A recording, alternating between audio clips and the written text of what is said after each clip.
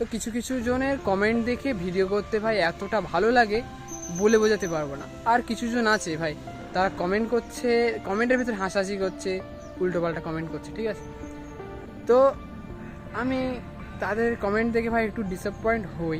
তাও আর ভাবি যে তারা তো তাদের মতো বলবে, আমার লক্ষ্য সেটার দিকে এগিয়ে যেতে হবে। এর ভেতরে অনেক বাধা আসবে, অনেক পরিশ্রম করতে হবে নিজে।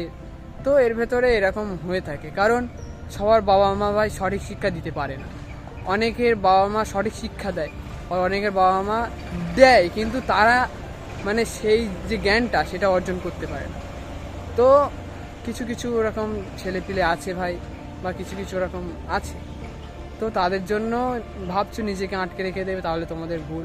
আমিও ভাই ডিসঅ্যাপয়েন্ট হই, আমারও ভাই ডিমোটিভেট হয়ে যায় আমি এক দু সময়, কিন্তু কি করব, আমার তো লক্ষ্য একটা, আমার বড় হতে হবে, আমার একটা জায়গায় দাঁড়াতে হবে, সেই কারণে ভিডিও করা।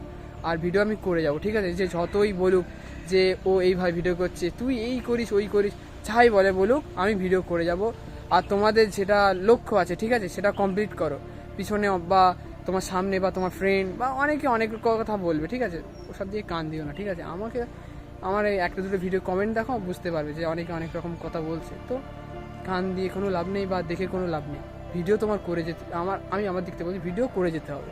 আর তোমাদের যেটা লক্ষ্য সেটা করে যেতেই হবে, ঠিক আছে, সেটা লক্ষ্য কমপ্লিট করতে হবে। তো এই আজকে বলার ছিল। দেখা হচ্ছে আবার নেক্সট ভিডিওতে।